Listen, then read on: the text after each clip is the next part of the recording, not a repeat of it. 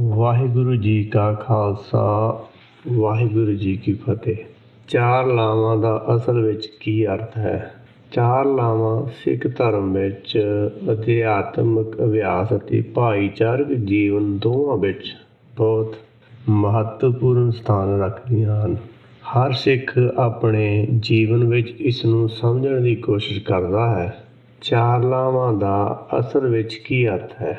ਇਹ ਅਧਿਆਤਮਿਕ ਵਿਕਾਸ ਵੱਲ ਸਾਡੀ ਯਾਤਰਾ ਨੂੰ ਕਿਵੇਂ ਪ੍ਰਭਾਵਿਤ ਕਰਦਾ ਹੈ?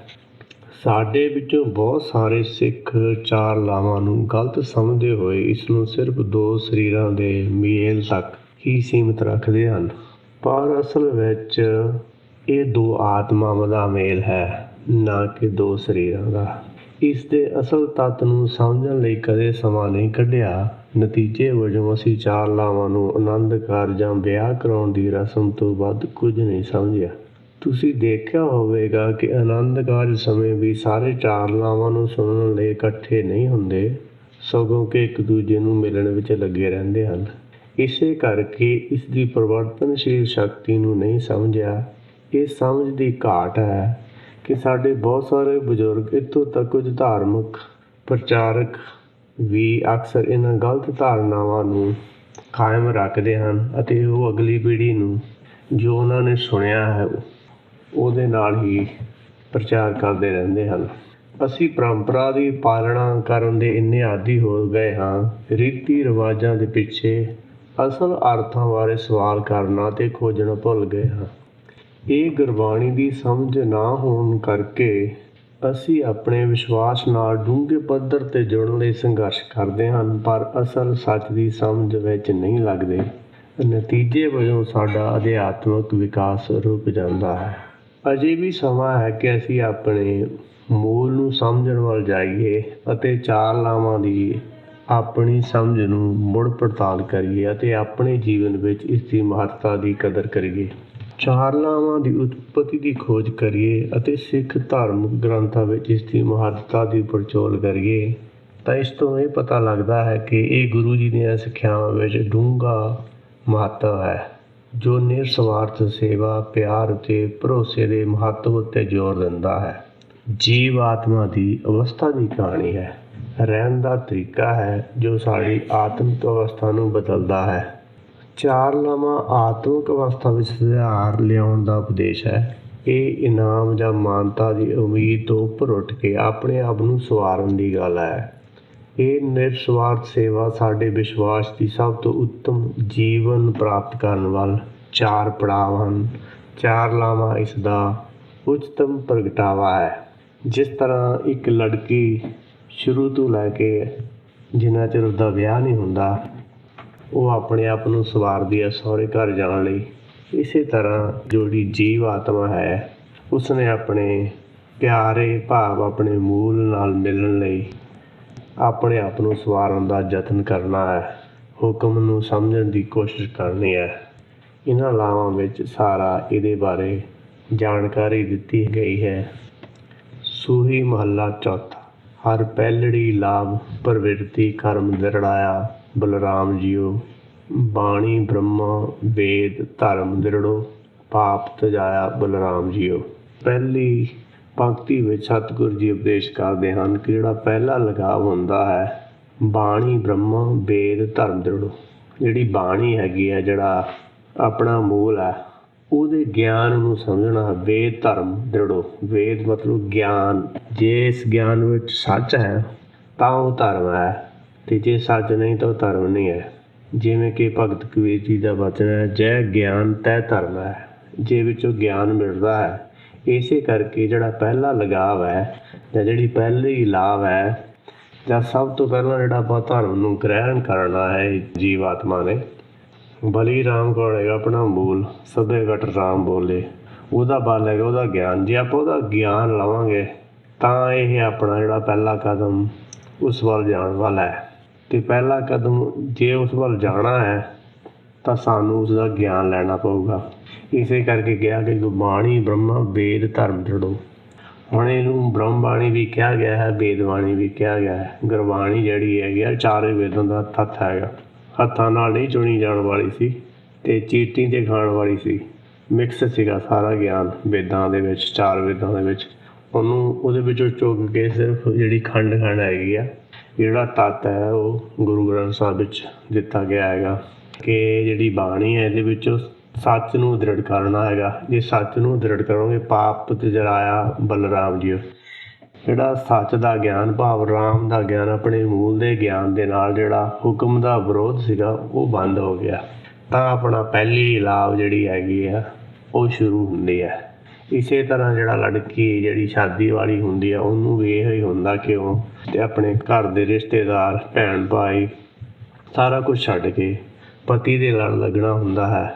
ਪੱਲੇ ਟੰਡੇ ਲੱਗੀ ਸਾਰਾ ਪਿੱਛੋਂ ਸਾਰਾ ਕੁਝ ਛੱਡ ਕੇ ਆਉਣਾ ਹੁੰਦਾ। ਇਸੇ ਤਰ੍ਹਾਂ ਜੇ ਆਪਾਂ ਵੀ ਸੱਚ ਵੱਲ ਨੂੰ ਜਾਣਾ ਹੈ, ਸੱਚ ਨੂੰ ਸਮਝਣਾ ਹੈ ਅਤੇ ਪਿੱਛੇ ਜੋ ਕੁਛ ਹੈ ਪੜ੍ਹਿਆ ਅਨਪੜ੍ਹਿਆ ਕਰਨਾ ਹੈ, ਜਿਹੜਾ ਗਿਆਨ ਆਪਾਂ ਨੇ ਲਿਆ ਹੈ ਉਹਨੂੰ ਛੱਡਣਾ ਹੈ, ਤਾਂ ਜਿਹੜਾ ਹੈ ਆਪਣਾ ਸੱਚ ਵੱਲ ਜਾ ਸਕਦੇ ਹਾਂ। ਹੁਕਮ ਦਾ ਵਿਰੋਧ ਕਰਨਾ ਪਾਪ ਜਿਹੜਾ ਹੈਗਾ, ਪਾਪ ਤਾਂ ਜਿਹੜਾ ਹੁਕਮ ਦਾ ਵਿਰੋਧ ਛੱਡਿਆ ਜਾ ਸਕਦਾ ਜੇ ਆਪਾਂ ਨੂੰ ਆਪਣੇ ਮੂਲ ਦਾ ਗਿਆਨ ਹੋਊਗਾ। ਕਿਉਂਕਿ ਜੇ ਆਪਾਂ ਮਨਮੱਤ ਪਿੱਛੇ ਚੱਲਾਂਗੇ ਤਾਂ ਇਸ ਦੀ ਸਮਝ ਨਹੀਂ ਆਊਗੀ। ਜੋ ਕੁਝ ਸੁਣੀਆਂ ਸੁਣਾਈਆਂ ਗੱਲਾਂ ਹੈ ਜੇ ਉਹਦੇ 'ਤੇ ਚੱਲਾਂਗੇ ਤਾਂ ਉਹਦੇ ਨਾਲ ਆਪਣਾ ਸੱਚ ਦੇ ਨਾਲ ਮਿਲਾਪ ਨਹੀਂ ਹੋ ਸਕਦਾ। ਇਸੇ ਤਰ੍ਹਾਂ ਲੜਕੀ ਦਾ ਵੀ ਸਹੁਰੇ ਘਰ ਵਿੱਚ ਵਸੇਰਾ ਨਹੀਂ ਹੋ ਸਕਦਾ, ਅਤੇ ਜੇ ਉਹਨਾਂ ਦੀ ਮੱਤ ਦੇ ਪਿੱਛੇ ਚੱਲੂਗੀ ਉਹਨੂੰ ਸਹੁਰੇ ਘਰ ਜਾ ਕੇ ਸਹੁਰੇ ਘਰ ਦੇ ਸਿਸਟਮ ਦੇ ਅਨੁਸਾਰ ਹੀ ਚੱਲਣਾ ਪੈਂਦਾ ਹੈ। ਇਸੇ ਤਰ੍ਹਾਂ ਜੇ ਆਪਾਂ ਸੱਚ ਨੂੰ ਲੈਣਾ ਤਾਂ ਆਪਾਂ ਨੂੰ ਸੱਚ ਦੇ ਗੁਰਬਾਣੀ ਦੇ ਉਪਦੇਸ਼ ਦੇ ਅਨੁਸਾਰ ਚੱਲਣਾ ਪਊਗਾ। ਧਰਮ ਦ੍ਰਿੜੋ ਹਰ ਨਾਮ ਧਿਆਓ, ਸਿਮਰਤੀ ਨਾਮ ਦ੍ਰਿੜਾਇਆ, ਸਤਿਗੁਰ ਗੁਰ ਪੂਰਾ ਅਰਾਧੋ, ਸਭ ਕਿਲ ਵਿਖ ਪਾਪ ਗਵਾਇਆ। ਧਰਮ ਦ੍ਰਿੜੋ ਕਹਿੰਦੇ ਧਰਮ ਦ੍ਰਿੜ ਕਰਨਾ ਹੈਗਾ।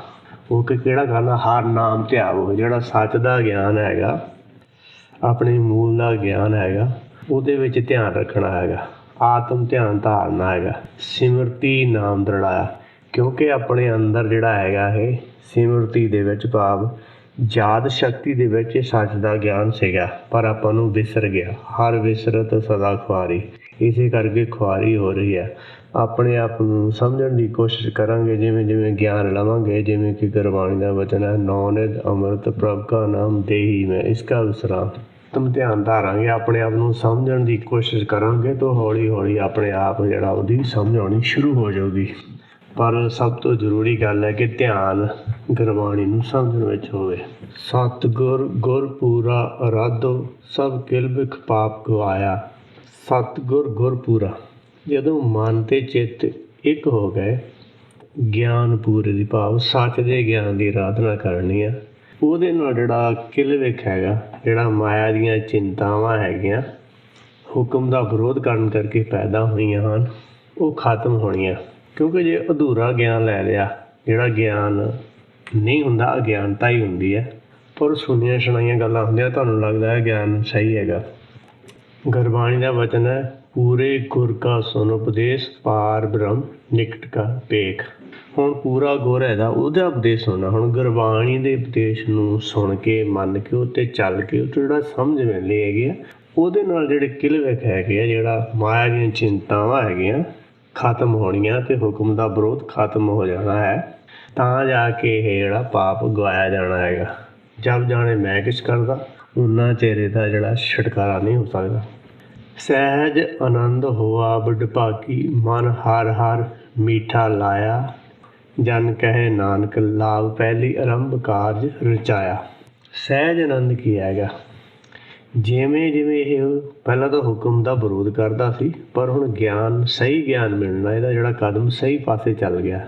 ਸਹੀ ਪਾਸੇ ਜਿਹੜੀ ਦੁਰਮਤ ਮੱਧ ਜੋ ਪੀਵ ਤੇ ਵਿਖਲੀ ਪਤ ਕਮਲੀ, ਉਹ ਦੁਰਮਤ ਦਾ ਜਿਹੜਾ ਗਿਆਨ ਲੈਣਾ ਬੰਦ ਹੋ ਗਿਆ ਅਤੇ ਜਿਹੜਾ ਸੱਚ ਦਾ ਗਿਆਨ ਲੈਣ ਵੱਲ ਨੂੰ ਚੱਲ ਪਿਆ। ਅਤੇ ਉਹਦੇ ਨਾਲ ਕੀ ਕਹਿੰਦੇ, ਸਿਮਰ ਸਿਮਰ ਸੋਇਆ ਮਨ ਜਗਾਈ। ਜਿਵੇਂ ਜਿਵੇਂ ਇਹ ਸਮਝਦਾ ਹੈਗਾ, ਚੇਤੇ ਕਰਦਾ ਹੈਗਾ, ਤਾਂ ਇਹਦਾ ਮਨ ਜਾਗਣ ਵੱਲ ਚੱਲ ਜਾਂਦਾ ਹੈਗਾ। ਸਹਿਜ ਆਨੰਦ ਉਹ ਜਾਗਰਤ ਅਵਸਥਾ ਹੋ ਗਈ, ਮਨ ਜਿਹੜਾ ਜਾਗ ਗਿਆ, ਅਤੇ ਉਹ ਜਾਗਣ ਨਾਲ ਜਿਹੜਾ ਹੈਗਾ ਇਹਨੂੰ ਸਹਿਜ ਆਨੰਦ ਹੋਇਆ ਅਤੇ ਇਹਦੇ ਵੱਡੇ ਭਾਗ ਹੋ ਗਏ, ਅਤੇ ਮਨ ਹਰ ਹਰ ਮੀਠਾ ਲਾਇਆ। ਹੁਣ ਜਿਹੜਾ ਮਨ ਦੇ ਵਿੱਚ ਭਾਣਾ ਹੈਗਾ, ਹੁਕਮ ਹੈ, ਉਹ ਮਿੱਠਾ ਲੱਗਣ ਲੱਗ ਗਿਆ, ਕਿਉਂਕਿ ਅਗਿਆਨਤਾ ਕਰਕੇ ਭਾਣੇ ਦਾ ਵਿਰੋਧ ਕਰਦਾ ਸੀ। ਪਰ ਜਦੋਂ ਹੁਣ ਜਾਗਿਆ ਹੈਗਾ, ਜਦੋਂ ਸਹੀ ਗਿਆਨ ਮਿਲਣ ਲੱਗਿਆ ਹੈਗਾ, ਉਹ ਤੋਂ ਪਤਾ ਲੱਗਿਆ ਕਿ ਸਗਲ ਕੀ ਚਿੰਤਾ ਜਿਸ ਮਨ ਮਾਹੇ, ਕਿ ਸਾਰਿਆਂ ਦੀ ਚਿੰਤਾ ਜਦ ਉਹਦੇ ਕੋਲ, ਤੈਨੂੰ ਚਿੰਤਾ ਕਰਨ ਦੀ ਕੀ ਲੋੜ ਹੈਗੀ ਆ।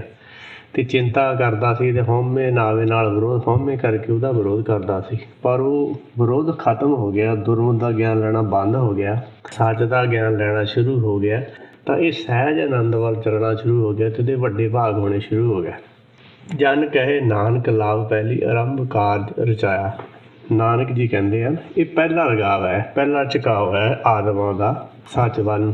ਤੇ ਇਸੇ ਤਰ੍ਹਾਂ ਜਿਹੜਾ ਇਹ ਲੜਕੀ ਦੀ ਵੀ ਗੱਲ ਆਉਂਦੀ ਹੈ ਕਿ ਜਦੋਂ ਉਹਦਾ ਵਿਆਹ ਹੁੰਦਾ ਤਾਂ ਉਹਦਾ ਪਹਿਲਾ ਜਿਹੜਾ ਹੈਗਾ ਕਿ ਪਹਿਲਾਂ ਉਹਨੇ ਆਪਣੇ ਘਰਦਿਆਂ ਦੀਆਂ ਜੋ ਪਿੱਛੇ ਗੱਲਾਂ ਸੁਣੀਆਂ ਸੁਣਾਈਆਂ ਹੈਗੀਆਂ ਉਹਨਾਂ ਨੂੰ ਛੱਡ ਕੇ ਆਪਣੇ ਸਹੁਰੇ ਘਰ ਜਾ ਕੇ ਹੁਣ ਇਹਨੇ ਆਪਣਾ ਪਹਿਲੀ ਮੱਤ ਛੱਡ ਕੇ ਜਿਹੜੀ ਨਵੀਂ ਮੱਤ ਲੈਣੀ ਹੈਗੀ ਆ, ਤਾਂ ਇਹਦਾ ਜਿਹੜਾ ਕਾਰਜ ਜਿਹੜਾ ਰਚਾਇਆ ਉਹ ਪੂਰਾ ਹੋ ਸਕਦਾ ਹੈ। ਇਹਦਾ ਸਹੁਰੇ ਘਰ ਵਿੱਚ ਵਾਸ ਜਿਹੜਾ ਹੈਗਾ ਉਹ ਸ਼ਾਂਤੀ ਨਾਲ ਹੋ ਸਕਦਾ। ਇਸੇ ਤਰ੍ਹਾਂ ਆਤਮਾ ਦੀ ਵੀ ਨਾਲੋਂ ਨਾਲ ਗੱਲ ਚੱਲਦੀ ਹੈਗੀ ਹੈ।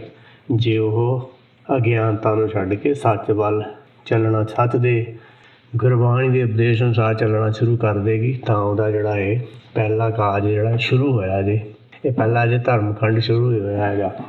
ਹਰ ਦੂਜੜੀ ਲਾਭ ਸਤਿਗੁਰ ਪੁਰਖ ਮਿਲਾਇਆ ਬਲਰਾਮ ਜੀਓ, ਨਿਰਭਉ ਭੈ ਮਨ ਹੋਏ ਹਉਮੈ ਮੈਲ ਗਵਾਇਆ ਬਲਰਾਮ ਜੀਓ। ਹੁਣ ਜਿਹੜਾ ਦੂਜੀ ਲਾਭ ਹੈਗੇ, ਲਾਭ ਦਾ ਮਤਲਬ ਹੁੰਦਾ ਲਗਾਵ। ਸਤਿਗੁਰ, ਹੁਣ ਜਿਹੜਾ ਸਤਿਗੁਰ ਪੁਰਖ ਹੈਗਾ, ਸਤਿਗੁਰ ਪੁਰਖ ਕੀ ਹੈਗਾ, ਜਿਹੜਾ ਆਪਣਾ ਮੂਲ ਹੈ ਉਹਨੂੰ ਸਤਿਪੁਰਖ ਕਿਹਾ ਜਾਂ ਸਤਿਗੁਰ ਵੀ ਕਿਹਾ ਹੈ। ਸਤਿਗੁਰ ਤੇ ਖਾਲੀ ਕੋ ਨਹੀਂ। ਉਹਦੀ ਜਿਹੜੀ ਮੱਤ ਹੈਗੀ ਆ ਬਾਹਰਮੁਖੀ ਸੀ, ਬਾਹਰਮੁਖੀ ਧਿਆਨ ਹਟ ਕੇ ਜਦੋਂ ਅਗਿਆਨਤਾ ਵਾਲੀਆਂ ਜਿਹੜੀਆਂ ਮੱਤਾਂ ਤੋਂ ਸੁਣ ਕੇ ਬਾਹਰਮੁਖੀ ਭੱਜਿਆ ਫਿਰਦਾ ਸੀ। ਪਰ ਜਦੋਂ ਉਹ ਧਿਆਨ ਬਾਹਰਮੁਖੀ ਛੱਡ ਕੇ ਅੰਤਰਮੁਖੀ ਹੁੰਦਾ, ਆਪਣੇ ਮੂਲ ਵੱਲ ਧਿਆਨ ਧਰਦਾ ਹੈ ਜਾਂ ਮੂਲ ਨੂੰ ਸਮਝਣ ਵੱਲ ਧਿਆਨ ਧਰਦਾ, ਤਾਂ ਇਹ ਦੂਜੀ ਲਾਭ ਹੈਗੀ ਆ, ਇਹ ਦੂਜਾ ਝੁਕਾਅ ਹੈਗਾ ਜਦੋਂ ਇਹਨੂੰ ਆਪਣੇ ਮੂਲ ਦਾ ਗਿਆਨ ਮਿਲ ਜਾਂਦਾ ਹੈਗਾ। ਨਿਰਭਉ ਭੈ ਮਨ ਹੋਏ। ਹੁਣ ਜਿਹੜਾ ਮਨ ਸੀਗਾ ਉਹ ਡਰਦਾ ਤਾਂ ਸਿਰਫ ਆਪਣੇ ਆਪ ਨੂੰ ਸਰੀਰ ਸਮਝਦਾ ਹੈ, ਸਰੀਰ ਨੂੰ ਦੁੱਖ ਸੁੱਖ ਹੈਗੇ ਉਹਦੇ ਕਰਕੇ ਇਹ ਡਰਦਾ। ਪਰ ਜਦੋਂ ਇਹਨੂੰ ਪਤਾ ਲੱਗਿਆ ਜਿਹੜਾ ਮੂਲ ਆ ਤੇਰਾ ਉਹ ਨਿਰਭਉ ਹੈ, ਕਹਿੰਦੇ ਨਿਰਭਉ ਸੰਗ ਤੁਮਾਰੇ ਵਾਸਤਾ ਇਹ ਡਰਨ ਕਹਾਂ ਤੇ ਆਇਆ। ਵੀ ਜਦੋਂ ਤੂੰ ਤਾਂ ਆਪਣੇ ਨਿਰਭਉ ਦਾ ਹੀ ਮਨ ਹੈਗਾ ਤਾਂ ਫਿਰ ਤੂੰ ਡਰਨ ਕਿੱਥੋਂ ਆ ਗਿਆ ਹੈਗਾ। ਪਰ ਜਦੋਂ ਇਹਨੂੰ ਆਪਣਾ ਗਿਆਨ ਹੋ ਜਾਂਦਾ ਹੈਗਾ ਫਿਰ ਇਹ ਨਿਰਭਉ ਹੋ ਜਾਂਦਾ ਹੈਗਾ ਅਤੇ ਆਪਣੇ ਮੂਲ ਦੇ ਭੈ ਵਿੱਚ ਚੱਲਦਾ ਹੈਗਾ। ਅਤੇ ਜਿਹੜਾ ਹਉਮੈ ਦੀ ਮੈਲ ਇਹਦੀ ਘਟਣੀ ਸ਼ੁਰੂ ਹੋ ਜਾਂਦੀ ਹੈ। ਬਲਰਾਮ ਜੀਓ, ਰਾਮ ਦੇ ਬਲ ਬੁੱਧੀ ਦੁਆਰਾ, ਕਿਉਂਕਿ ਜਿਹੜਾ ਸੱਚ ਦਾ ਗਿਆਨ ਉਹਦੇ ਨਾਲ ਹੀ ਜਿਹੜਾ ਇਹਦਾ ਇਹ ਨਿਰਭਉ ਹੋਇਆ। ਕਿਉਂਕਿ ਪਹਿਲਾਂ ਆਪਣੇ ਆਪ ਨੂੰ ਸਰੀਰ ਸਮਝਦਾ ਸੀ, ਜਦੋਂ ਸਰੀਰ ਸਮਝਣ ਤੋਂ ਉੱਪਰ ਉੱਠਿਆ ਕਿ ਮੈਂ ਤਾਂ ਸਰੀਰ ਹੈ ਨਹੀਂ, ਮੈਂ ਤਾਂ ਜੋਤ ਦਾ ਸਰੂਪ ਹੈਗਾ, ਤਾਂ ਫਿਰ ਇਹ ਨਿਰਭਉ ਹੋ ਗਿਆ ਅਤੇ ਹੁਕਮ ਵਿੱਚ ਚੱਲਣਾ ਸ਼ੁਰੂ ਕਰ ਦਿੱਤਾ। ਅਤੇ ਉਹਦੇ ਨਾਲ ਜਿਹੜਾ ਹਉਮੈ ਦੀ ਮੈਲ ਹੈਗੀ ਉਹ ਖਤਮ ਹੋਣੀ ਸ਼ੁਰੂ ਹੋ ਜਾਂਦੀ ਹੈਗੀ ਆ। ਪਰ ਹੁੰਦੀ ਇਹ ਬਲ ਰਾਮ ਦੇ ਬੁੱਧ ਬਲ ਨਾਲ, ਆਪਣੇ ਮੂਲ ਦੇ ਗਿਆਨ ਦੇ ਨਾਲ ਜੇ ਆਪਾਂ ਗਿਆਨ ਲੈਂਦੇ ਹਾਂ ਤਾਂ। ਨਿਰਮਲ ਪਉ ਪਾਇਆ ਹਰ ਗੁਣ ਗਾਇਆ, ਹਰ ਵੇਖੇ ਰਾਮ ਹਜ਼ੂਰੇ, ਹਰ ਆਤਮ ਰਾਮ ਪਸਾਰਿਆ, ਸੁਆਮੀ ਸਰਬ ਰਿਹਾ ਭਰਪੂਰੇ। ਨਿਰਮਲ ਭਾਵ ਕੀ ਹੈਗਾ? ਪ੍ਰੇਮ ਪਤੀ ਦੀ ਆਗਿਆ ਵਿੱਚ ਚੱਲਣਾ, ਪਤਨੀ ਆਗਿਆ ਵਿੱਚ ਰਹੇ ਤਾਂ ਪਤੀ ਤੋਂ ਹਰ ਇੱਕ ਚੀਜ਼ ਜਿਹੜੀ ਜੋ ਕੁਛ ਪਤੀ ਦਾ ਉਹੀ ਪਤਨੀ ਦਾ ਹੈਗਾ। ਜਿਵੇਂ ਕਿਸੇ ਵੀ ਲੜਕੀ ਦੀ ਕਿਸੇ ਅਮੀਰ ਬੰਦੇ ਨਾਲ ਸ਼ਾਦੀ ਹੋ ਜਾਂਦੀ ਤਾਂ ਉਹਦਾ ਸਾਰਾ ਕੁਛ ਉਹਦਾ ਹੀ ਹੋ ਜਾਂਦਾ ਹੈ। ਇਸੇ ਤਰ੍ਹਾਂ ਜਿਹੜਾ ਨਿਰਮਲ ਭਾਵ ਹੈਗਾ, ਹੁਕਮ ਦੀ ਜਿਹੜੀ ਓਟ ਲੈਣੀ ਆ। ਆਪ ਸਵਾਰੇ ਮੈਂ ਮਿਲੇ, ਮੈਂ ਮਿਲਿਆ ਸੁਖ ਹੋਈ, ਫਰੀਦਾ ਜੇ ਤੂੰ ਮੇਰਾ ਹੋਏ ਰਹੇ, ਸਭ ਜਗ ਤੇਰਾ ਹੋਏ। ਅਤੇ ਆਪਾਂ ਹੁਕਮ ਦੇ ਭਾਣੇ ਵਿੱਚ ਚਲੇ ਜਾਂਦੇ ਹਾਂ, ਓਟ ਵਿੱਚ ਚਲੇ ਜਾਂਦੇ ਹਾਂ, ਅਤੇ ਜਿਹੜਾ ਕੁਛ ਹੁਕਮ ਦਾ ਫਿਰ ਇਹਦੀ ਇੱਛਾ ਸ਼ਕਤੀ ਵੀ ਉਹਦੇ ਵਿੱਚ ਹੀ ਮਿਲ ਜਾਂਦੀ ਹੈ। ਦੋਨਾਂ ਦਾ ਕੰਪੈਰੀਜ਼ਨ ਕੀਤਾ ਗਿਆ ਹੈਗਾ ਕਿ ਇੱਕ ਔਰਤ ਉਹਦੀ ਸ਼ਾਦੀ ਦਾ ਅਤੇ ਉਹਦੇ ਪਤੀ ਦੇ ਨਾਲ, ਦੂਸਰਾ ਜਿਹੜੀ ਹੈਗੀ ਆ ਜੀਵ ਆਤਮਾ ਆਪਣੀ ਪ੍ਰਾਤਮਾ ਦੇ ਨਾਲ, ਕਿ ਜਿਹੜਾ ਆਪਣੇ ਹੱਥ ਵਿੱਚ ਤਾਂ ਕੁਛ ਨਹੀਂ ਹੈਗਾ। ਮਾਨੁਖ ਕੇ ਕਿਛ ਨਹੀਂ ਹੱਥ, ਬੰਦੇ ਦੇ ਹੱਥ ਵਿੱਚ ਕੁਛ ਨਹੀਂ ਹੈ। ਹੁਕਮ ਦੇ ਅਨੁਸਾਰ ਸਾਰਾ ਕੁਛ ਹੁੰਦਾ ਤਾਂ ਹੁਕਮ ਵਿੱਚ ਚੱਲਣਾ ਸ਼ੁਰੂ ਹੋ ਜਾਂਦਾ। ਇਹ ਨਿਰਮਲ ਭਾਵ ਹੈਗਾ। ਅਤੇ ਜਦੋਂ ਇਹ ਨਿਰਮਲ ਭਾਵ ਪੈਦਾ ਹੁੰਦਾ ਹੈ, ਸੱਚ ਦੇ ਗਿਆਨ ਦੀ ਵਿਆਖਿਆ ਕਰਦਾ ਹੈਗਾ, ਸੱਚ ਦੀ ਸਮਝ ਆਉਂਦੀ ਹੈ, ਅਤੇ ਫਿਰ ਹਰ ਗੁਣ ਗਾਉਂਦਾ ਹੈਗਾ। ਹਰ ਗੁਣ ਗਾਇਆ, ਜਦੋਂ ਹਰ ਦੇ ਗੁਣ ਗਾਉਂਦਾ, ਹਰ ਵੇਖੇ ਰਾਮ ਦੂਰੇ। ਫਿਰ ਜਿਹੜਾ ਹਰ ਹੈਗਾ ਇਹ ਵਿਸ਼ਵ ਸੰਸਾਰ ਤੋਂ ਦੇਖਤੇ ਇਹ ਉਹ ਹਰ ਕਾ ਰੂਪ ਹੈ। ਫਿਰ ਇਹ ਜਿਹੜਾ ਹਰ ਨੂੰ ਸਾਰਿਆਂ ਵਿੱਚ ਦੇਖਦਾ ਹੈਗਾ ਅਤੇ ਉਹਨੂੰ ਅੰਗ ਸੰਗ ਸਮਝਦਾ ਹੈਗਾ। ਅਤੇ ਰਾਮ ਦੇ ਹਜ਼ੂਰ, ਉਦੋਂ ਰਾਮ ਦੀ ਹਜ਼ੂਰੀ ਵਿੱਚ ਇਹ ਹੈ, ਭਾਵ ਸੱਚ ਦੀ ਹਜ਼ੂਰੀ ਵਿੱਚ ਇਹ ਹੈਗਾ। ਅਤੇ ਜੇ ਇਹ ਨਿਰਾਕਾਰ ਦੇ ਗੁਣ ਗਾਉਂਦਾ ਹੈਗਾ। ਹਰ ਆਤਮ ਰਾਮ ਪਸਾਰਿਆ, ਫਿਰ ਇਹਨੂੰ ਸਮਝ ਪੈਂਦੀ ਹੈ, ਕਹਿੰਦੇ ਬ੍ਰਹਮ ਦੀਸੇ ਬ੍ਰਹਮ ਸੁਣੀਏ, ਏਕੋ ਏਕ ਬਖਾਣੀਏ, ਆਤਮ ਪਸਾਰਾ ਕਰਨ ਹਾਰਾ ਏਕ ਬਿਨਾ ਨਹੀਂ ਜਾਣੀਏ। ਫਿਰ ਇਹਨੂੰ ਸਮਝ ਆਉਂਦੀ ਹੈ ਕਿ ਸਾਰਿਆਂ ਦੇ ਵਿੱਚ ਜਿਹੜਾ ਸੱਚ ਦਾ ਹੀ ਧਿਆਨ ਹੈਗਾ, ਸੱਚ ਦੀ ਹੀ ਜੋਤ ਹੈਗੀ ਆ। ਇਸ ਤਰ੍ਹਾਂ ਇਹਨੂੰ ਸਮਝ ਪੈਂਦੀ ਕਿ ਰਾਮ ਜਿਹੜਾ ਸਾਰਿਆਂ ਵਿੱਚ ਪਸਰਿਆ ਹੋਇਆ ਹੈ ਅਤੇ ਜਿਹੜਾ ਹੁਕਮ ਹੈ ਉਹ ਸਾਰਿਆਂ ਨੂੰ ਭਰ ਕੇ ਪੂਰਾ ਕਰ ਰਿਹਾ ਹੈ। ਅੰਤਰ ਬਾਹਰ ਹਰ ਪ੍ਰਭ ਏਕੋ, ਮਿਲ ਹਰ ਜਨ ਮੰਗਲ ਗਾਏ, ਜਨ ਨਾਨਕ ਦੂਜੀ ਲਾਭ ਚਲਾਏ, ਅਨਹਦ ਸ਼ਬਦ ਵਜਾਏ। ਹੁਣ ਇੱਥੇ ਸਤਿਗੁਰੂ ਜੀ ਇਹ ਉਪਦੇਸ਼ ਕਰਦੇ ਹਨ ਕਿ ਜਦੋਂ ਅੰਦਰ ਅਤੇ ਬਾਹਰ ਭਾਵ ਜਿਹੜਾ ਸਾਹ ਲੈਂਦਾ ਅਤੇ ਮਨ ਜਿਹੜਾ ਬਾਹਰ ਸਰੀਰ ਨੂੰ ਚਲਾਉਂਦਾ ਦੋਨੇ ਇੱਕ ਹੋ ਜਾਂਦੇ ਆ, ਫਿਰ ਜਿਹੜੇ ਗੁਣ ਗਾਏ ਜਾਂਦੇ ਹੈਗੇ ਆ ਉਹ ਮੰਗਲ ਗੁਣ ਹੁੰਦੇ ਹਨ, ਉਹ ਚੰਗੇ ਗੁਣ ਹੁੰਦੇ ਹਨ। ਜਨ ਨਾਨਕ ਦੂਜੀ ਲਾਭ ਚਲਾਈ, ਅਨਹਦ ਸ਼ਬਦ ਵਜਾਏ। ਨਾਨਕ ਜੀ ਕਹਿੰਦੇ ਕਿ ਦੂਜਾ ਲਗਾਵ ਹੈ। ਜਦੋਂ ਇਹਨੂੰ ਅਨਹਦ ਸ਼ਬਦ ਦੀ ਸਮਝ ਆਉਣ ਲੱਗੀ ਕਿ ਤੇਰੇ ਅੰਦਰ ਅਨਹਦ ਸ਼ਬਦ ਵੱਜਦਾ, ਉਹਨੂੰ ਸੁਣਨਾ ਹੈ। ਭਾਵ ਹਰੇਕ ਦੇ ਹਿਰਦੇ ਵਿੱਚ ਹੁਕਮ ਦਾ ਸਪਰਸ਼ ਹੁੰਦਾ ਹੈ, ਪਰ ਉਹ ਅਜੇ ਇਹਨੂੰ ਸੁਣਦਾ ਨਹੀਂ ਹੈ। ਗੁਰਬਾਣੀ ਪਹਿਲਾਂ ਇਹਨੂੰ ਗਿਆਨ ਦੇ ਰਹੀ, ਉਪਦੇਸ਼ ਦੇ ਰਹੀ ਕਿ ਇਹਨੂੰ ਸੁਣ ਅੰਦਰੋਂ। ਅਤੇ ਇਸ ਤਰ੍ਹਾਂ ਹੁਣ ਇਹਦੇ ਜਿਹੜੇ ਦੋਏ ਕਦਮ ਹੈ ਨਾ, ਦੋਏ ਪੈਰ ਅੰਦਰ ਆ ਗਏ, ਹਿਰਦੇ ਵਿੱਚ ਟਿਕ ਗਏ ਹੈਗੇ। ਭਾਵ ਦੋਨੇ ਗਿਆਨ ਇੱਕ ਹੋਏ ਹੈਗੇ ਆ, ਸੱਚ ਨੂੰ ਸਮਝਣ ਵਾਲੇ ਚੱਲ ਰਹੇ ਹੈਗੇ। ਇਸੇ ਤਰ੍ਹਾਂ ਜਿਹੜੀ ਲੜਕੀ ਹੈਗੀ ਜਿਹਦਾ ਸ਼ਾਦੀ ਹੋਈ, ਵਿਆਹ ਹੋਇਆ ਹੈਗਾ, ਉਹਨੂੰ ਵੀ ਆਪਣੇ ਜਿਹੜਾ ਪਤੀ ਹੈਗਾ, ਧਨ ਫਿਰ ਇਹ ਨਾ ਆਖੀਨ ਬਹਿਨ ਇਕੱਠੇ ਹੋਏ, ਏਕ ਜੋਤ ਦੋਏ ਮੂਰਤੀ ਧਨ ਫਿਰ ਕਹੀਏ ਸੋਏ। ਧਨ ਅਤੇ ਪੇਰ ਹੈਗਾ ਸੰਸਾਰੀ ਲੈਵਲ 'ਤੇ, ਜਿਵੇਂ ਜਿਹੜਾ ਪਤੀ ਹੈਗਾ, ਜਿਹੜੀ ਪਤੀ ਦੀ ਆਤਮਾ ਹੈਗੀ ਅਤੇ ਦੂਸਰੇ ਪਾਸੇ ਉਹਦੀ ਪਤਨੀ ਦੀ ਆਤਮਾ ਹੈਗੀ ਆ, ਉਹ ਜੇ ਸਰੀਰਕ ਲੈਵਲ 'ਤੇ ਇਕੱਠੇ ਹੋਏ ਤਾਂ ਉਹ ਗੁਰਬਾਣੀ ਅਨੁਸਾਰ ਉਹ ਧਨ ਪੇਰ ਨਹੀਂ ਉਹਨਾਂ ਨੂੰ ਕਿਹਾ ਜਾ ਸਕਦਾ। ਪਰ ਜੇ ਉਹ ਆਤਮਿਕ ਲੈਵਲ 'ਤੇ ਇਕੱਠੇ ਹੋਏ ਆ, ਏਕ ਜੋਤ ਦੋਏ ਮੂਰਤੀ, ਦੋ ਮੂਰਤੀਆਂ ਪਰ ਇੱਕ ਜੋਤ, ਦੋਨਾਂ ਦੀ ਵਿਚਾਰਧਾਰਾ ਇੱਕ ਹੈ। ਇੱਕ ਦਾ ਮਤਲਬ ਹੈ ਹੁਕਮ ਅਨੁਸਾਰ ਹੀ ਹੈਗੇ, ਤਾਂ ਉਹਨਾਂ ਨੂੰ ਧਨ ਪੇਰ ਕਿਹਾ ਜਾ ਸਕਦਾ ਹੈਗਾ। ਨਹੀਂ ਤਾਂ ਕੀ ਹੈਗਾ, ਕਹਿੰਦੇ ਖਸਮ ਵਿਸਾਰੇ ਤੇ ਕਮਜਾਤ, ਨਾਨਕ ਨਾਵੈ ਬਾਝ ਸਨਾਤ। ਔਰਤ ਆਪਣੇ ਪਤੀ ਨੂੰ ਵਿਸਾਰਦੀ ਹੈਗੀ ਤਾਂ ਉਹਨੂੰ ਘੱਟ ਅਕਲ ਵਾਲੀ ਕਿਹਾ ਜਾਂਦਾ ਹੈ ਅਤੇ ਉਹ ਦੁੱਖ ਪਾਉਂਦੀ ਹੈ। ਇਸੇ ਤਰ੍ਹਾਂ ਪਤੀ ਜੇ ਪਤਨੀ ਨੂੰ ਤਿਆਗਦਾ ਹੈ ਤਾਂ ਉਹ ਵੀ ਕੰਮ ਅਕਲ ਹੈਗਾ। ਨਾਨਕ ਨਾਵੇ ਨਾਮ ਤੋਂ ਬਗੈਰ ਦੋਨੇ ਹੀ ਸਨਾਤ ਹੈਗੇ ਆ, ਭਾਵ ਅਗਿਆਨੀ ਹੈਗੇ ਆ। ਇਸ ਕਰਕੇ ਇਹ ਜਿਹੜੀ ਦੂਜੀ ਲਾਭ ਹੈਗੀ, ਜੇ ਦੋਨਾਂ ਦਾ ਸੁਭਾਅ ਮਿਲਿਆ ਹੈਗਾ ਤਾਂ ਇਹ ਦੂਜੀ ਲਾਭ ਹੈ। ਦੂਜਾ ਝੁਕਾਅ ਹੈ ਸੁਰਤ ਅਤੇ ਸ਼ਬਦ ਦਾ ਮੇਲ ਹੈਗਾ। ਪਰ ਜੇ ਇਹ ਦੋਨਾਂ ਦਾ ਸੁਭਾਅ ਇੱਕ ਨਹੀਂ ਹੋਇਆ ਅਤੇ ਉਹ ਫਿਰ ਸਹੀ ਨਹੀਂ ਹੈਗਾ। ਹਰ ਤੀਜੜੀ ਲਾਭ ਮਨ ਚਾਉ ਭਇਆ ਬੈਰਾਗੀਆ, ਬਲਰਾਮ ਜੀਓ ਸੰਤ ਜਨਾ ਹਰ ਮੇਲ, ਹਰ ਪਾਇਆ ਵਡਭਾਗੀਆ, ਬਲਰਾਮ ਜੀਓ। ਹੁਣ ਜਿਹੜੀ ਤੀਜੜੀ ਲਾਭ ਹੈ, ਕਹਿੰਦੇ ਮਨ ਚਾਉ ਭਇਆ, ਮਨ ਚਾਉ ਭਇਆ ਪ੍ਰਭ ਆਗਮ ਸੁਣਿਆ, ਹਰ ਮੰਗਲ ਗਾਓ ਸਕੀ ਗ੍ਰਹਿ ਮੰਦਰ ਬਣਿਆ। ਹੁਣ ਮਨ ਵਿੱਚ ਚਾਅ ਪੈਦਾ ਹੋ ਗਿਆ ਹੈਗਾ ਅਤੇ ਜਿਹੜਾ ਗ੍ਰਹਿ ਹੈ ਮੰਦਰ ਬਣ ਗਿਆ ਹੈਗਾ। ਸੰਤ ਜਨਾ ਹਰ ਮੇਲ, ਹਰ ਪਾਇਆ ਵਡਭਾਗੀਆ, ਬਲਰਾਮ ਜੀਓ। ਇੱਥੇ ਸਤਿਗੁਰੂ ਜੀ ਉਪਦੇਸ਼ ਕਰਦੇ ਹਨ ਕਿ ਜਦੋਂ ਮਨ ਸੰਸਾਰ ਨੂੰ ਛੱਡ ਕੇ ਰਾਮ ਦੇ ਬਲ ਜਾਂ ਗਿਆਨ ਦੇ ਨਾਲ ਸੰਸਾਰ ਨੂੰ ਛੱਡ ਦਿੱਤਾ, ਮਾਇਆ ਨੂੰ ਛੱਡ ਦਿੱਤਾ ਹੈਗਾ ਅਤੇ ਆਪਣੇ ਮੂਲ ਨੂੰ ਪਾ ਲਿਆ ਹੈ, ਮੂਲ ਦੀ ਸਮਝ ਆ ਗਈ ਹੈ। ਹੁਣ ਇਹਦੇ ਵੱਡੇ ਭਾਗ ਹੋਏ, ਪਾਇਆ ਬਲ ਬੁੱਧ ਕਿਹਦੀ ਹੈ, ਆਪਣੇ ਮੂਲ ਦੀ ਬਲ ਬੁੱਧੀ ਦੀ ਸ਼ਕਤੀ ਨਾਲ, ਆਪਣੇ ਮੂਲ ਦੇ ਗਿਆਨ ਦੇ ਨਾਲ, ਉਹਦੇ ਬੁੱਧ ਬਲ ਦੇ ਨਾਲ ਇਹ ਮੇਲ ਹੋਇਆ ਹੈਗਾ। ਅਤੇ ਬਲ ਰਾਮ, ਰਾਮ ਦੇ ਬਲ ਨਾਲ, ਰਾਮ ਦੇ ਗਿਆਨ ਨਾਲ। ਹੁਣ ਜਿਹੜੇ ਸੰਤ ਜਨ ਹੈਗੇ ਉਹਨਾਂ ਨੇ ਵੱਡੇ ਭਾਗ ਉਹਨਾਂ ਦੇ ਹੋ ਗਏ ਹੈਗੇ ਆ, ਉਹਨਾਂ ਨੇ ਪਾਇਆ ਸੱਚ ਦੀ ਸੋਝੀ। ਸੱਚ ਦੀ ਸੋਝੀ, ਸੱਚ ਦੀ ਸੋਝੀ ਇਹ ਹੈ ਕਿ ਇਹ ਦੱਸਣਾ ਹੈਗਾ ਕਿ ਕਿਵੇਂ ਇਹ ਜਿਹੜਾ ਮੇਲ ਹੋਇਆ ਹੈ। ਹੁਣ ਮੇਲ ਇਸ ਤਰ੍ਹਾਂ ਹੋਇਆ ਹੈ ਕਿ ਪਹਿਲਾਂ ਆਪਾਂ ਜੋ ਸੰਸਾਰ ਵਿੱਚ ਸੁਣੀਆਂ ਸੁਣਾਈਆਂ ਗੱਲਾਂ ਹੁੰਦੀਆਂ ਹਨ, ਧਾਰਮਿਕ ਪਰੰਪਰਾਵਾਂ ਹੁੰਦੀਆਂ, ਆਪਾਂ ਉਹਨੂੰ ਹੀ ਸੱਚ ਸਮਝਿਆ ਹੁੰਦਾ ਹੈ, ਪਰ ਉਹ ਸੱਚ ਹੁੰਦਾ ਨਹੀਂ ਹੈ। ਗੁਰਬਾਣੀ ਦੀ ਜਿਵੇਂ ਜਿਵੇਂ ਸਮਝ ਆਉਂਦੀ ਹੈ, ਆਪਾਂ ਉਹ ਜੋ ਵੀ ਸੁਣਿਆ ਹੈਗਾ ਅਗਿਆਨਤਾ ਦੀਆਂ ਗੱਲਾਂ, ਉਹਨਾਂ ਨੂੰ ਛੱਡ ਦਿੱਤਾ ਹੈਗਾ। ਅਤੇ ਛੱਡ ਕੇ ਫਿਰ ਜਿਹੜਾ ਸੰਤ ਜਨਾਂ ਨੇ ਜਿਹੜੀ ਬਾਣੀ ਹੈ, ਸੰਤ ਜਨਾਂ ਦੀ ਬਾਣੀ ਹੈਗੀ ਆ, ਗੱਤ ਕਹਾਣੀ ਹੈਗੀ ਆ, ਹੁਣ ਇਹਦੇ ਅਨੁਸਾਰ ਆਪਣੀ ਬੁੱਧੀ ਨੂੰ ਬਦਲਣ ਦੀ ਕੋਸ਼ਿਸ਼ ਕਰਦਾ ਹੈ ਤਾਂ ਉਹਨਾਂ ਦੇ ਨਾਲ ਮੇਲ ਹੋਏਗਾ। ਕਿਉਂਕਿ ਮੇਲ ਕਿਸੇ ਦੇ ਨਾਲ ਤਾਂ ਹੀ ਹੁੰਦਾ ਜੇ ਵਿਚਾਰਾਂ ਦੀ ਸਾਂਝ ਹੋਵੇ। ਇਸ ਕਰਕੇ ਹੁਣ ਜਿਹੜੀ ਤੀਜੀ ਲਾਭ ਹੈ, ਇਹਦੇ ਵਿੱਚ ਮਨ ਦੇ ਅੰਦਰ ਚਾਉ ਪੈਦਾ ਹੁੰਦਾ ਹੈ ਜਦੋਂ ਸੱਚ ਦੀ ਸਮਝ ਆਉਂਦੀ ਹੈਗੀ ਆ ਅਤੇ ਮਾਇਆ ਵੱਲੋਂ ਬੈਰਾਗੀ ਹੁੰਦਾ, ਮਾਇਆ ਦੀਆਂ ਇਛਾਵਾਂ ਛੱਡੀਆਂ ਹੁੰਦੀਆਂ ਹੈਗੀਆਂ।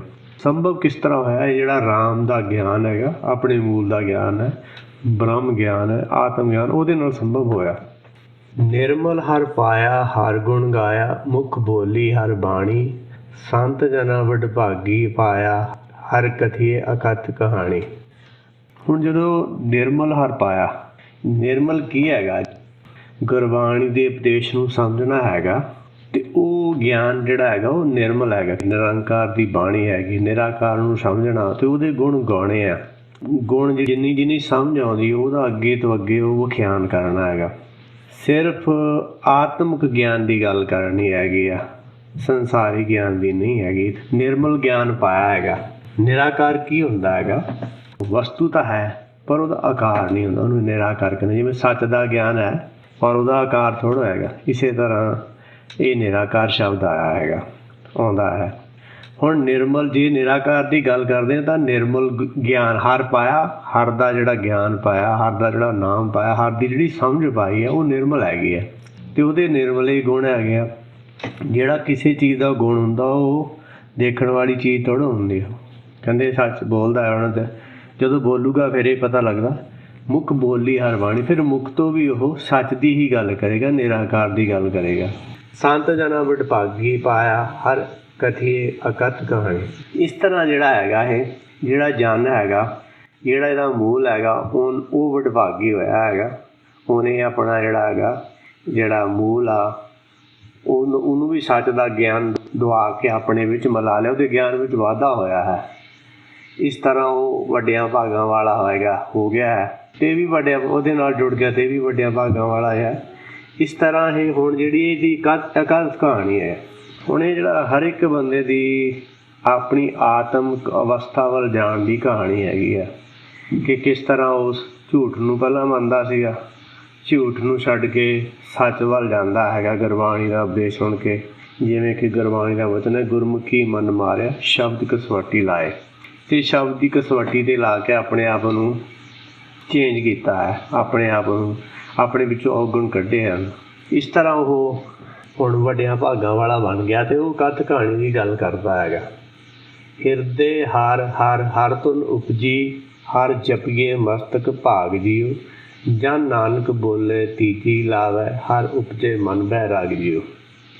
ਹੁਣ ਜਿਹੜਾ ਹਰ ਹਰ ਦੋ ਵਾਰੀ ਆਇਆ, ਜਦੋਂ ਮਨ ਅਤੇ ਚਿੱਤ ਇਕੱਠੇ ਹੈਗੇ ਆ, ਹੁਕਮ ਵਿੱਚ ਧਿਆਨ ਧਰਿਆ ਹੋਇਆ ਹੈਗਾ ਅਤੇ ਉਹ ਹਰ ਧੁਨ ਜਿਹੜਾ ਉਹ ਸ਼ਬਦ ਗੁਰੂ ਅੰਦਰ ਪ੍ਰਗਟ ਹੋਇਆ ਹੈਗਾ, ਸ਼ਬਦ ਗੁਰੂ ਸੁਣਾਈ ਦੇਣ ਲੱਗ ਗਿਆ ਹੈਗਾ।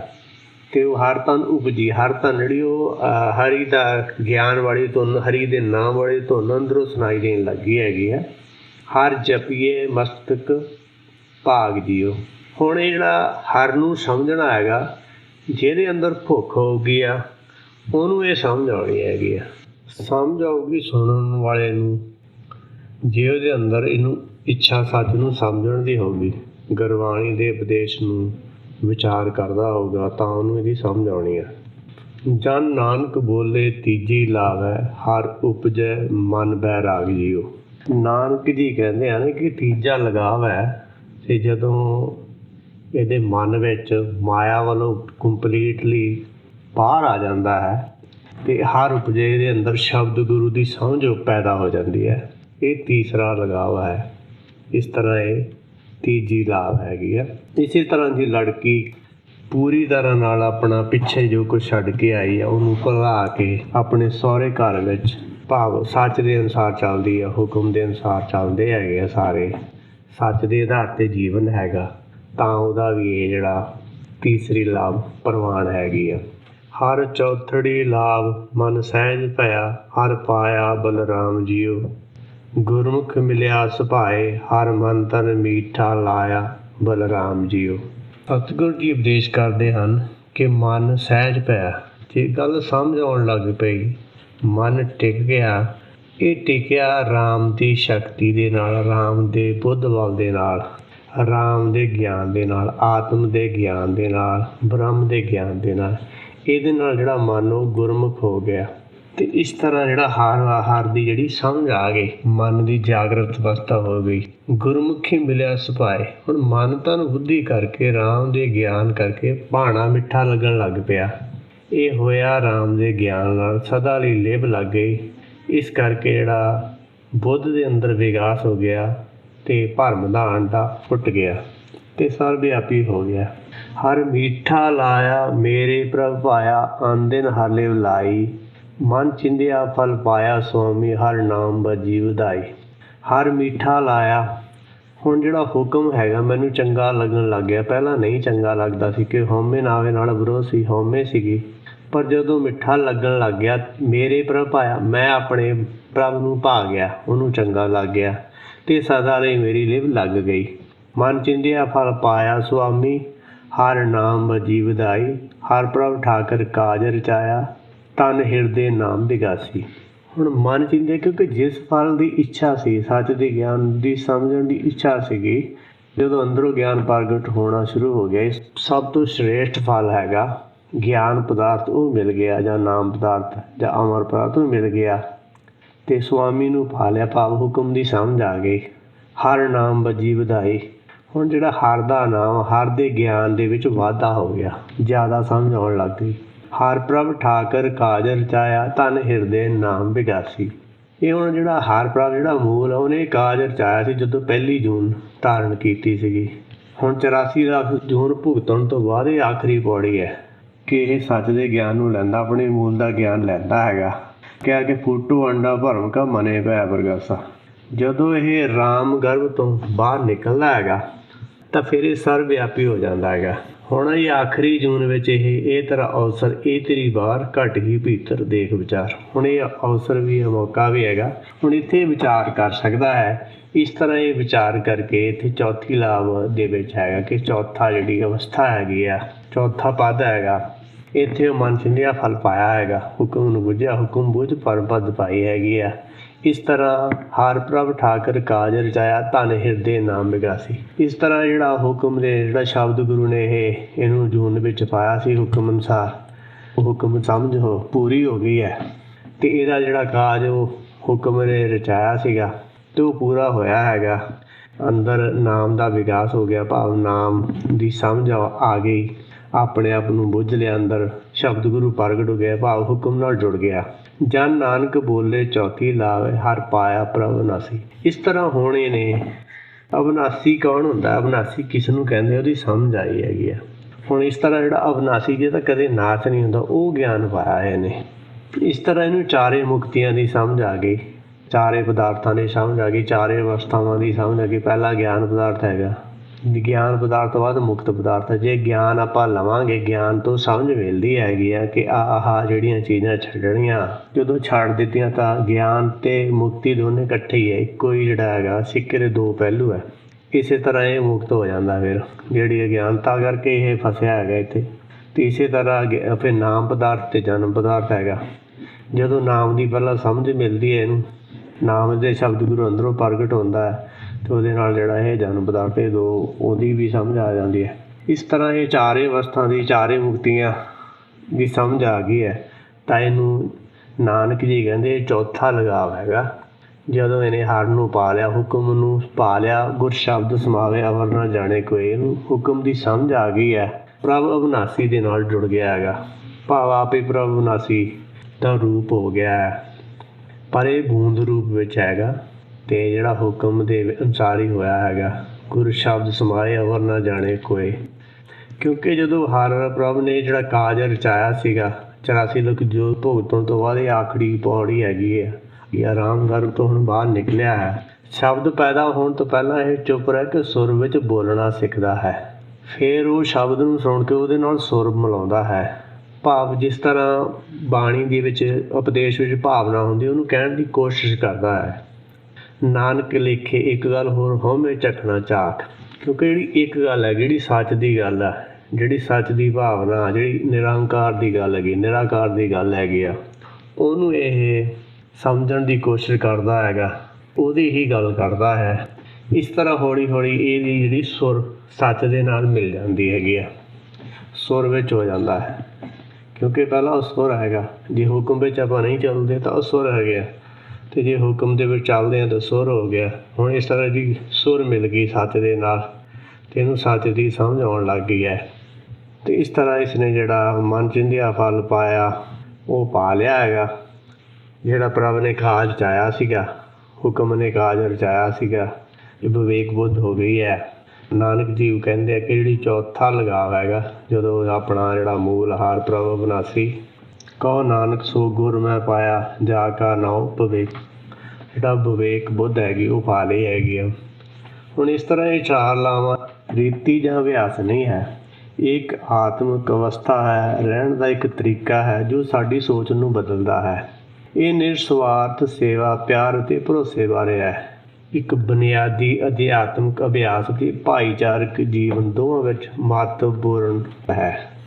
ਸੋ 4 ਲਾਵਾਂ ਇਸ ਆਤਮਿਕ ਯਾਤਰਾ ਵਿੱਚ ਨੂੰ ਵਿਚਾਰਨ ਅਤੇ ਅਨੁਭਵ ਨਾਲ ਅੱਗੇ ਤੋਂ ਅੱਗੇ ਸਮਝ ਆਉਂਦੀ ਹੈਗੀ ਆ। ਕਿਰਪਾ ਕਰਕੇ ਜੇ ਕਿਸੇ ਨੂੰ ਇਸ ਬਾਰੇ ਕੋਈ ਪ੍ਰਸ਼ਨ ਹੋਵੇ ਤਾਂ ਸਾਨੂੰ ਆਪਣਾ ਕਮੈਂਟ ਛੱਡ ਸਕਦਾ ਹੈ। ਵਾਹਿਗੁਰੂ ਜੀ ਕਾ ਖਾਲਸਾ, ਵਾਹਿਗੁਰੂ ਜੀ ਕੀ ਫਤਿਹ।